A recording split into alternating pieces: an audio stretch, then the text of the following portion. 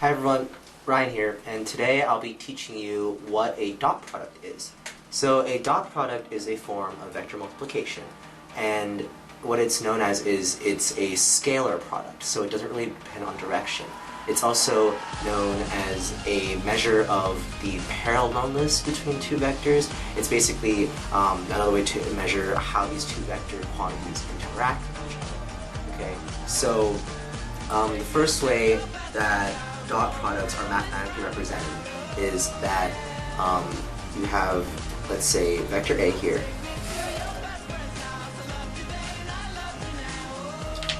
and you are trying to find the relationship between vector A and we'll say vector B.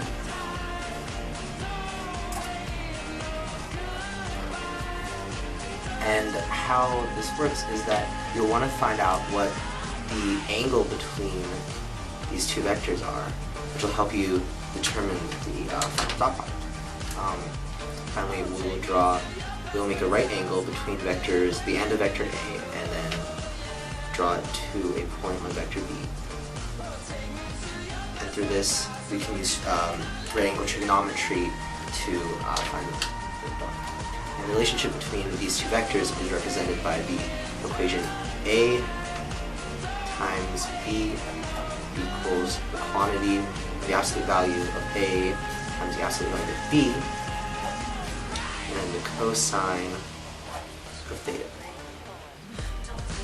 And how you would go about solving this is that if a problem gives you the amount, or the quantity for A or the quantity of B, you can use it to find the angle theta that's missing, or you can use it to find the value of A if that's missing, and then finally just solve what the cross product is. The cross product will always be simply a quantity because there's no direction assigned to it. And now I'll show you another way to represent dot product. Now let's say that we have two vectors. First vector A, and both vectors in vector notation. First vector A equals, we'll say 4i plus 2j. And then we'll say vector B equals 5i minus 6j.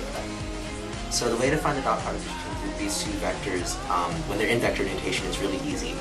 Basically all you do is that you set up the equation A times B. And that equals 4i plus 2j and 5i minus 6j. This is A, this is B.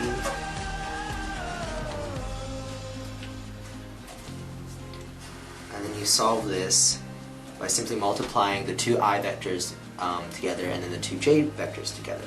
And what you get out of that is 20 minus 12. Because it's a dot product, the direction doesn't matter, so that the I and the j simply cancel out, and this equals 8. And basically how this is represented is by the equation A times B equals AX BX plus AY BY, and if you have a third direction, a third dimension, then you would also do AZ BZ. Alright, so that's basically what a dot product is. Thank you for watching.